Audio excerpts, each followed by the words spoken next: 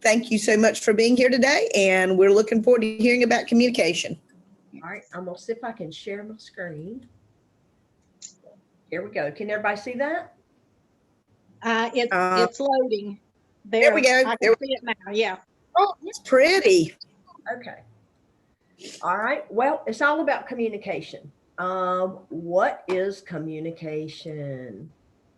Communication, as let me see my why is my slide. There we go. Communication is the imparting or exchanging of information or news. Or the second meaning says means of sending or receiving information such as telephone lines or computers, satellite communications. So pretty much communication is any kind of communication. And one of the things, there's four basic types, and we'll get to that in a second, but they're vital to healthy, efficient workplace, as well as for you in your personal life, but especially in the workplace. Because if you don't have a good means of communication and you're trying to communicate something to a group and they don't get it, it is not good.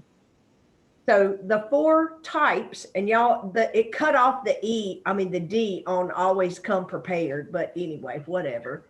I just thought that was funny because you always got to come prepared whenever you're communicating with somebody, and you don't want to run out of toilet paper. We've all been through that already. But yeah, that's my humor for the day. But the four types of communication are verbal, nonverbal, written, and visual. And I didn't get any more slides done, so we're going to go through some of those. Now, verbal is easy. Verbal is, there's a lot of different ways that you can verbally communicate with somebody. But one of the good things is you've got to have a strong, confident speaking voice. You want to be able to use active listening. Even if you're speaking, you still want to listen because you want to listen to your audience. And there may be some things that you may not hear, but you may see even. So that's where we come into the nonverbal communication, is watching for those signs that somebody's bored, the way they sit back or the way they're fidgeting or whatever, they're looking at their phone, or, you can usually tell and see those signs. So those are some of the nonverbal forms. You also want to make sure that you speak well so that somebody understands what you're talking about, or you could be considered nonverbal. That's one of the things. You also want to look at people's emotions. Sometimes when you're speaking to somebody, you can tell that they're getting upset, and that may be a good reason that you want to back off, or could be a reason where you want to say, hey, I care what's going on. How can I help you? So the next piece is written. Now, in written communications, we have a lot of stuff. And let me tell you what, I have seen some really poorly written communications where you wonder what in the world was the message they were trying to communicate with you. So it's always important, number one, to proofread what you write. And number two, another really, really, really important thing about it is have somebody read it that has no clue what your message is and get them to communicate your message back to you. And one of the places that's extremely important is your resume. And a lot of people don't give much value to a resume, but that is your very first line of communication when you're introducing yourself to a company. And it's no different with anything you do with your business. You want to make sure that you're conveying the right message. So find somebody that really maybe doesn't know what you do. It could even be a high school student, because believe me, a lot of them are really clueless.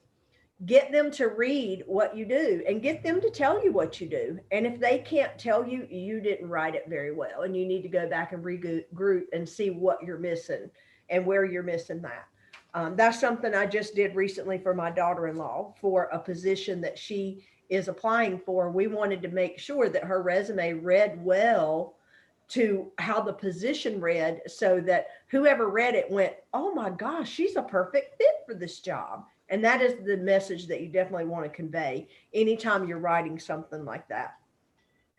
So you have to be very intentional about your communications when you're writing, because sometimes things that you write can be misinterpreted. So it's good to make sure that you use the right words, the right verbiage. Maybe don't use big words that people aren't going to understand, because you have to think about what audience are you trying to give that written communication to. So that's very, very important. Then the next thing about is your visual communication. And like today, I have some visual props. I didn't want too many, because I didn't want that to take away from my presentation. But you keep a file of what you're doing. Whenever you're doing communications, sometimes it's best to send an email depending on what your subject is, because you may need that in writing later to back you up, to say, oh, well, I didn't say I was going to do that. And you go, oh, yes, right here in this email, you did. Read down to paragraph 3. So sometimes it's very important to make sure that you have everything included in your written communication, so that when people do the visual of it, they understand exactly what you're doing. And you should always consider your audience. Be sure to include visuals that are easily understood. So I know my toilet paper thing here was a little crazy, but it's all about being prepared. And as we all know, in 2020, if you weren't prepared and you didn't buy toilet paper, you better hope some of your friends did and that they shared with you. So, and if you have a problem with that, let me know, because I found a source. So that's my communicating, is that I can find you a source if you run out of toilet paper. No problem. Now, there's a lot of different types of communication strategies. There's also types of communication barriers. So, can anybody think of something that might be a communication barrier? Culture. Okay, that's a very good one, because there's a show I've been watching recently, and I'm amazed at how many times they've called in an interpreter because of the language barrier. So that is something that's very important. And you have to think about that, especially in a workplace, because there are companies that work internationally. And nowadays, you don't even have to work internationally to have international people within a company that you may need to communicate with. And sometimes some of our little slang terms that we use in the South, so I'm telling you, they won't get it. Some of them will, but not all of them will, unless they watch Jeff Foxworthy, then they might get it. So, and that's very true. Um, Now, some of the communication barriers that are in the workplace, one's a physical barrier. Can you think of a physical barrier that might take place in a workplace? Come on now, this is pandemic times. This is Cubicles. Cubicles. Mhm. You got it. The physical separation. So you got cubicles, closed office doors, all sorts of things like that. Maybe there's a designated territory. So you might have 5 salespeople, but they might never see each other because they all work in different territories. So there's some physical barriers with that. There's also emotional barriers.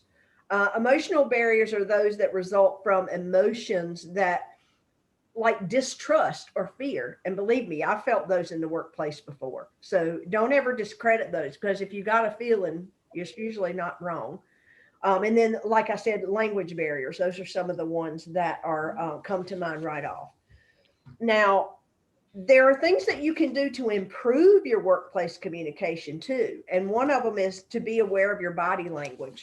What are you communicating to other people by the body language that you present to them? Work on your posture. Like I'm sitting here now and I'm trying to sit up straight. So that's something that you have to think about too. You have to make a conscious effort to sit up straight. Otherwise, you're humped down and it doesn't look as good. Consider your tone of voice. My son always tells me I talk too loud. And I tell him it's because whenever they were growing up, I had to yell at him and it damaged my hearing.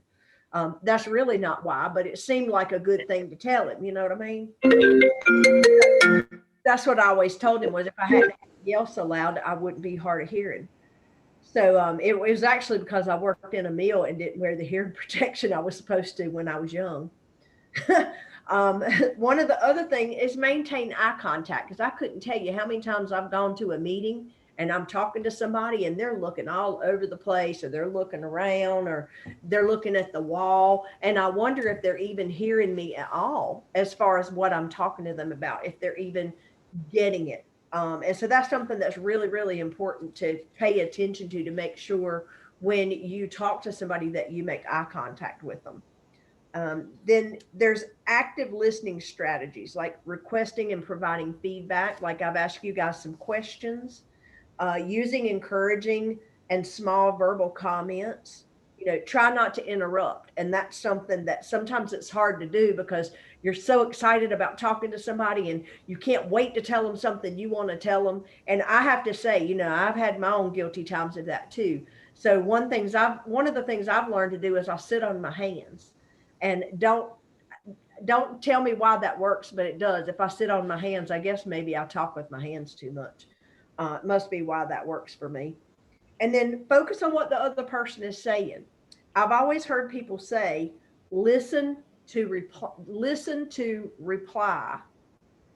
Don't listen to, like, no, I didn't think I said that right. Anyway, you want to listen to what they have to say. You don't want to be thinking of what your reply is going to be before you need your reply, because they may change up what they're saying. So listen to what they have to say, pause, and then respond if there's a response that's needed. So visual communication strategies are like limit distractions. Maybe you have to put something away, or not, like if you're doing something, put it away.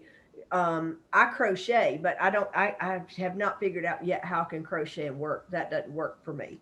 But sometimes I have to limit my distractions. Right now, my dog's at my feet, and I'm good as long as she doesn't come up to me and look at me like her eyeballs are floating or something, then I'm okay. So you have to limit those distractions. You always want participation in a public speaking class, especially if you have an audience. And nowadays, I have an audience, it's just not live, but it's the same thing. Acknowledge what other people are expressing to you, and practice empathy. And that's something I can't stress enough. One of the other things about written communications, like I said before, proofread and edit, because that's important. Sometimes that can make you look kind of dumb if you got a your and your. It drives me crazy. I get text messages from somebody and they said, "How are you? How are you are?" And it's Youre, and it's "How is your day?" And it's like, no, that is not right. So it's kind of interesting sometimes. I wonder where some people got English lessons, but it's okay. Make sure that you use appropriate grammar and spelling. And really, there's not much error in that if you use a word program, because it'll usually correct it. You can set it to do autocorrect as well. But when it underlines or there's something on it, make sure you check it. It may just be the verbiage you used in that sentence that it doesn't like. So are there any questions from anybody so far? I'm going to pause here for a minute. What do you think is most important? I would say probably listening skills to me, because how can you communicate effectively if you don't listen to what you need to communicate about? So that's my opinion anyway. Yeah. Anybody else going to chime in on that? Barbara, I think one of your great strengths in communication is the fact you talk slow, and it's not so fast that one, people can't respond, or two, you can't hear what someone else says. So I think a paced verbal communication is really an asset. True. And the tone of voice, you don't want a monotone because everybody be asleep. So yeah, you want to put some emphasis on some of your words, especially if you're telling a story. That's something I found as well. And thank you for that, Bob. I do try to communicate as best I can. All right. Now, what would you think is some of the barriers for like not being able to effectively communicate? Anybody? What's something that you think would get in your way, like common barriers that would keep you from communicating well? Generational. Yeah. That's a good one. Sometimes, What's that? sometimes Zoom, Yeah, that's technical problems. I can help you with that. What about stress or being out of control of your emotions? I mean, that's something that if you're trying to communicate with somebody, you call 911, and if you're all upset and you can't communicate with them, how are they going to know what to do? or where to come.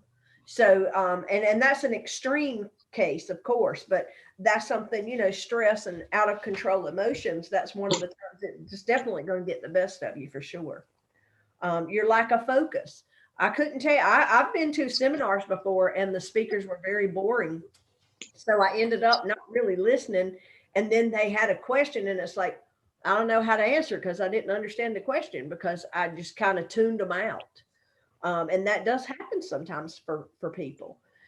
You can give people inconsistent body language. You know, you might think that they're interested and maybe they're really not. So in the dating world, I know that's relevant. So negative body language, you know, that kind of thing. So what's something you could do to help be an engaged listener? What's something that you could like something you could do to focus on what somebody's saying? Distractions away. What's that?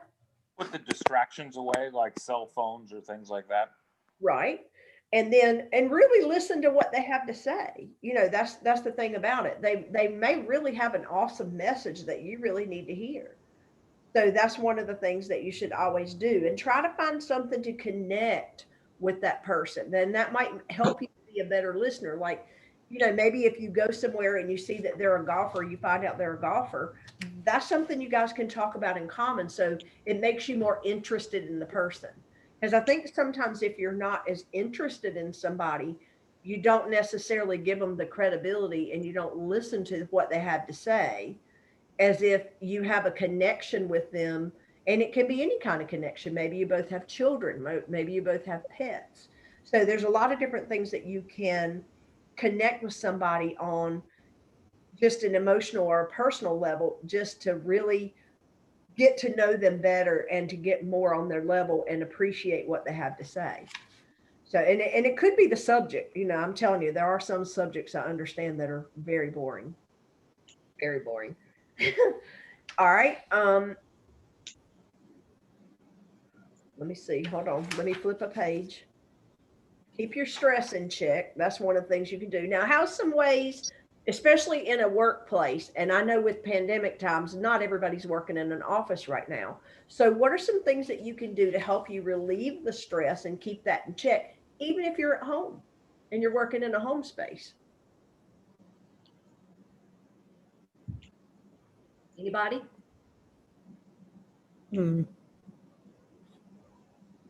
I don't think I've really thought about it. Well, I know, Kimball, you get up and walk in the morning, and I'm sure that probably in between clients, you probably get up and walk around, move around.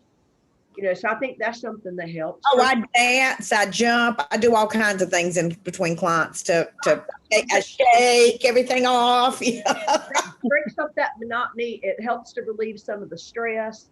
I have a stress ball on my desk. I'm not sitting at my desk right now at my dining room table, but I have a stress ball and it looks like a football. And I'll just sit sometimes and squeeze it, just not for any reason. It just kind of relieves some pent up energy, I guess you would say.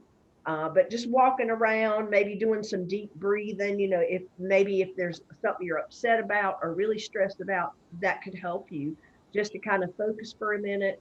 I have a clip on my desktop and it's called My Happy Place. And I can show you here is my happy place right here. And I have a video. It says the beach is my happy place, Oak Island. And I have a video that I took standing, watching the water, that you can hear the roar of the ocean. I have everything in that video except that smell.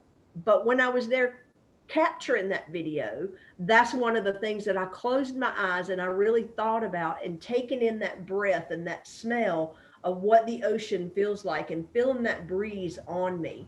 And so I can actually open that video up and really think about the day I was there, and I can hear it and I can see the ocean. And the only thing I'm missing really is the smell. And this funny story, my son said, Mom, when you go to the beach, bring some of the beach back with me. I took an empty water bottle and I put sand and ocean water in it. So now I can even have the smell of the ocean.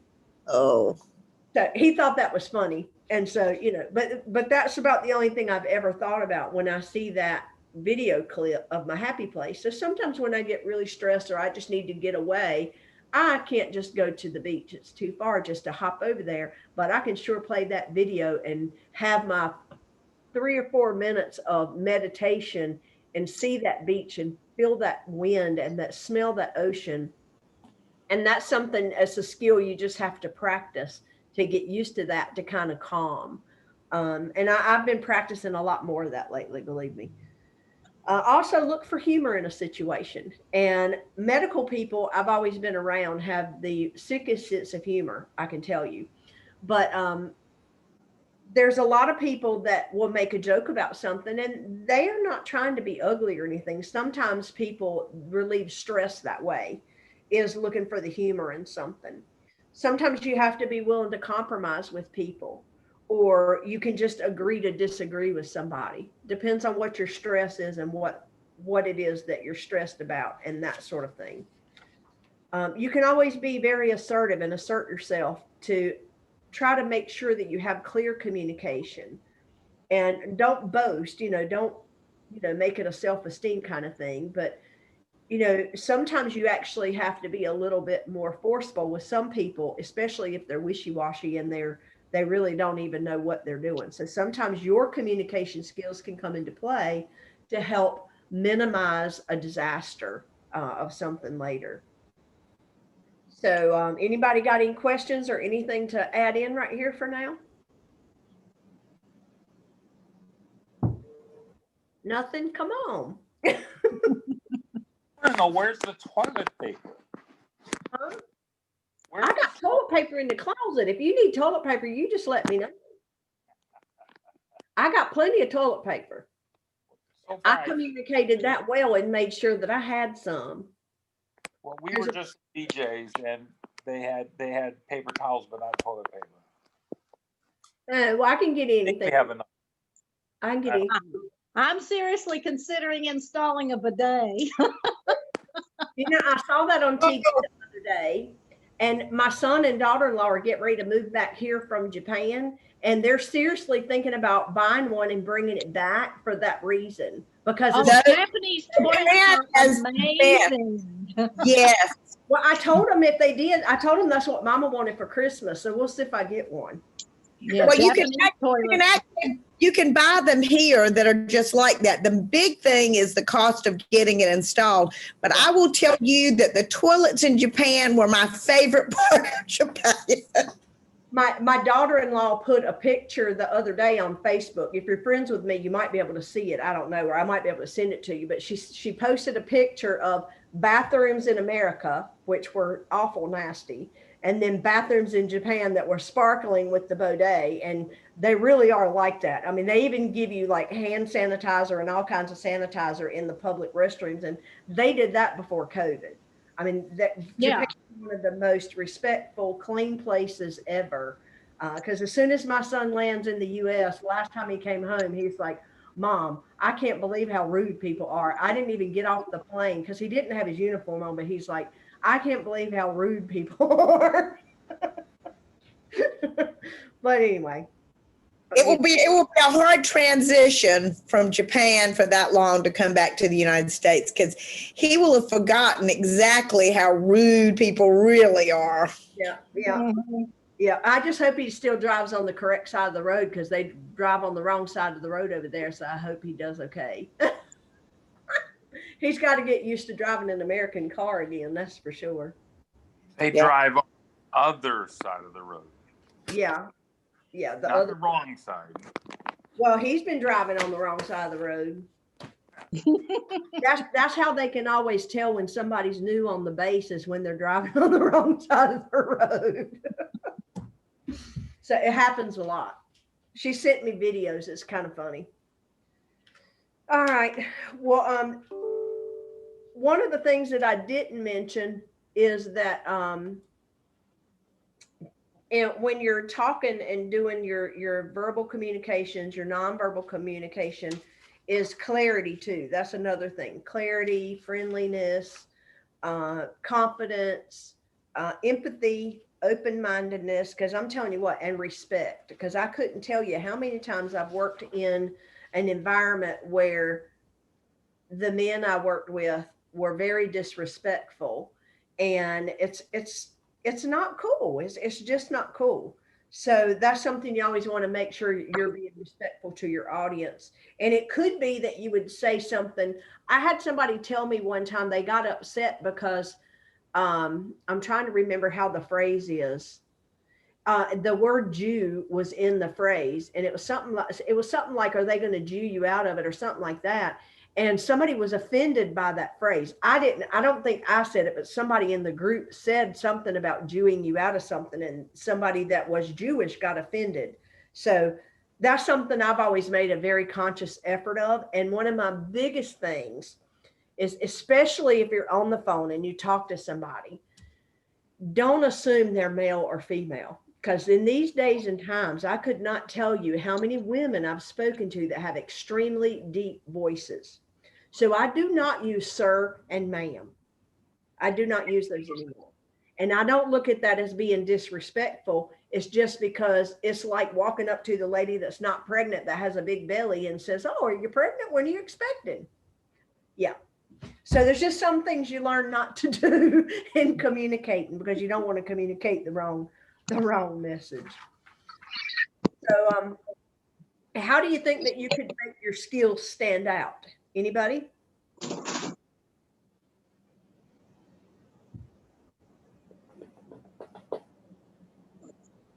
Mm.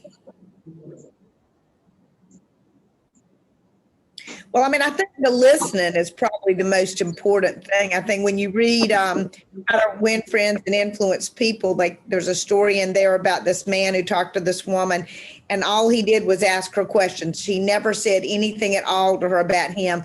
And later, when she was interviewed about that, she said he was the most interesting person she'd ever met. I think that comes into, like, communication skills are extremely important if you're presenting to a group too, in your presentation skills. If you're talking about a book, you might want to reference that book. And Kimball, I know that's something you do a lot. When you reference something that's in a book, you tell us about the book and the author and things like that, which I can definitely appreciate, because there's some books that I've read because you recommended them. So some of them I already had. I just hadn't read them in a long time, so I got them back and dusted the dust off and reread them. So all right. Is there anything else that anybody would want to add? Oh, there's one thing too. If whenever you're communicating with somebody, your dress could be important, because what you don't want to be in your pajamas. Matter of fact, a friend of mine this morning snapped a picture and said, "Look, I'm working from home in my PJs." And I thought, well, Lord, I hope you don't have any Zooms today. If you do, go brush your hair. So that's something that's. I'm glad I decided to get dressed this morning. That's something that's a little important too, is how you're dressed, how you present yourself.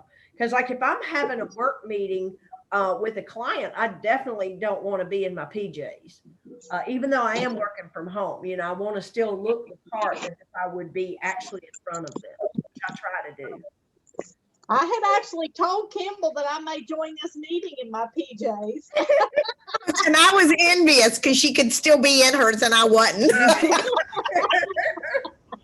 Well, that's actually cool. If you can pull that off, that's good. My only problem is sometimes I never know if I'm going to have to call a client real quick and do a Zoom. So I have to get up and put clothes on every day. Yeah. Sad, but hey, what can I say? Well, I decided I wanted a fire, so I had to get dressed so I could go out and get firewood. Well, there you go. See, I have gas logs. I just have to turn them on. That's the only thing. Now, some of the other things that you want to maybe be conscious of too is thinking about like your different communication skills. Is like if you're using a software like I am today, finding the right tools that you need, the right pictures that might convey your message. So that's something too. I know from working with Toastmasters, one of the things that I try to be conscious of is not saying and so, because there's certain words that are just kind of drag on words. that make you sound like you don't know what you're talking about, or that you didn't prepare well enough for whatever you are talking about. And then research it, making sure that you research anything that you might be needing or presenting, like books, like Kimball always tells us about books and who the authors and stuff are. So if you don't know and you're going to use a quote from something, you may want to research and make sure whatever you're presenting that it's appropriate and that you have the appropriate information, like the author and that sort of thing.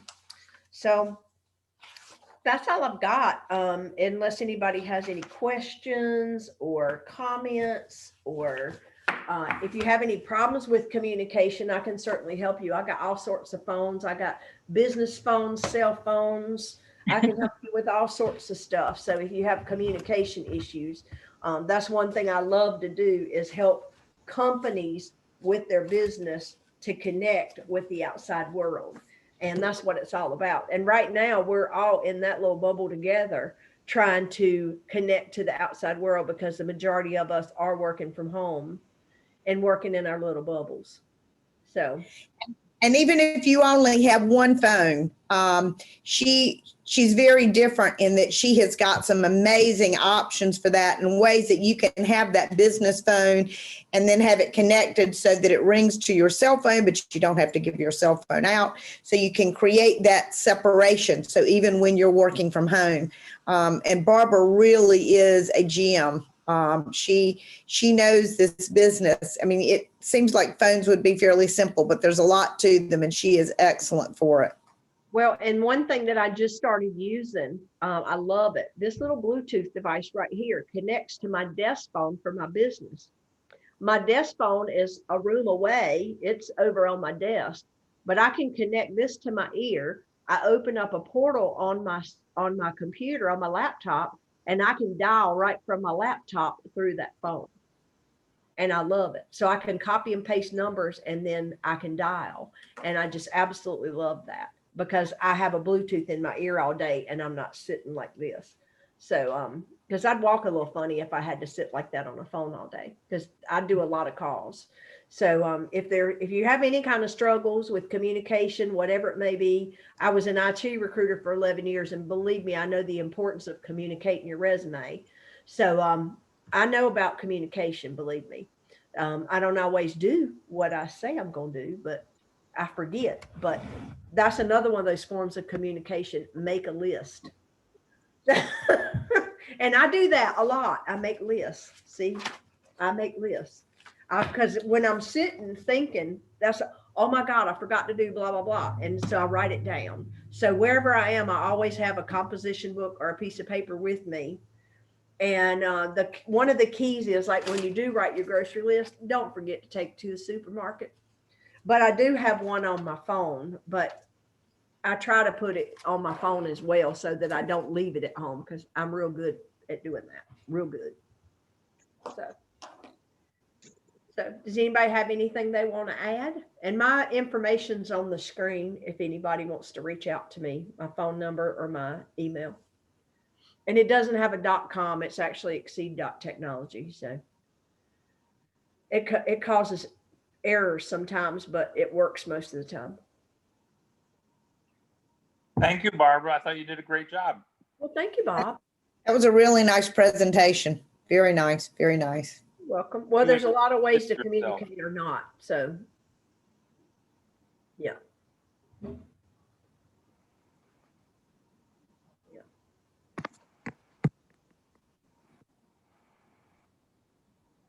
And I'll turn it back over to you, Kimball. All righty, ladies and gentlemen. Well, I hope that you all enjoyed that. I'm not exactly sure I don't set up the speakers. My assistant does, so I'm not sure who's speaking next week, but I hope you will join us back. Share and let other people know about this event. And I encourage you, everybody wants to do this real quick. Go ahead and put your information in the chat. And then people can share that and get in touch with each other and do some one-on-ones. I know that Bob, let's see, Renee might have already hopped off, but we had Renee is English is a real estate agent. And I know that's some people that you like to chat with. So if she's off, and I don't see her in the thing, so I will, gosh. I'm still here. Oh, okay. I'm on my phone with limited Wi-Fi because I couldn't get my computer to connect. I can I help. apologize. Well, Barbara can help with those kind of issues. I think I need to get Ting and I need to ditch Spectrum. I'm convinced. Well, the problem is, dear, is what do we do? I mean, what do we have other than Spectrum? You might have another option, but my options are very limited. Well, and the problem is out there that honestly, Spectrum is the best for the money. It is. That's just a fact. However, sometimes if fiber's in your area, you can get it. But what I've discovered, and see, this is another where I expert from, is that there is so many different types. Nobody understands the communication as far as the bits and bytes and the gigabytes and all that stuff. So the problem is that if you don't understand it, don't even try, because whoever you call, they're going to convince you they've got the top speed, and I assure you they don't. Nobody can pretty much touch the Spectrum unless it's fiber. So if you have any questions about that or need help with that, please reach out to me and let me know. It doesn't cost you a thing. I load it in a program and it tells me what's available for your address and at what cost. And don't think you can't have business Spectrum at home. Where I am right now, I have business Spectrum. I love it. And they give you a better priority, and not to mention it's 100% tax write-off. Wow. Well, we need to do that then. I need to talk to you. I don't know how to get to the notes. Oh, okay. If you, because you're on your phone, I tell you what, I'm going to save mine. And what I'll do is as soon as we get off of here, I will email it. I'll email the list to you.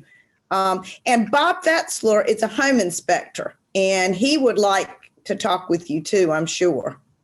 Yes. I'd love to talk with Bob. Yeah, Oh, Bob, I'm a wonderful talker. Bob loves to talk, so it'll all work out well. Actually, what I might do is just text it to you. I'll print it out and text it because that'll be easier. I was going to say, when I'm on my phone, I usually can touch the chat button and open it up, and then I screenshot it. That's what I do. Where it says chat down at the bottom, you can see it says participants chat. Oh, can you do that from your phone? I I see it. do all the time. I touch the chat button and then I screenshot whatever's in the chat. You taught me something new. Hey, talk to the technology girl. She'll take care of it. Barbara has been doing tech for years. She has so much information to share. Yeah, Thank you. more than I can remember. Yeah, a lot of us have that. Well, all right, guys. Well, if you all, we hope to see you next week. I hope you have a great week. And Barbara, thank you so much. That was great information you shared. Quite Thank well. you. And if anybody needs it, I have it. It's 30 pages, but I got all the good stuff out. If anybody needs that, I can always share it. All righty. Thank you. Bye-bye. Bye, Thank you, everybody. Oh, Barbara. Jeff.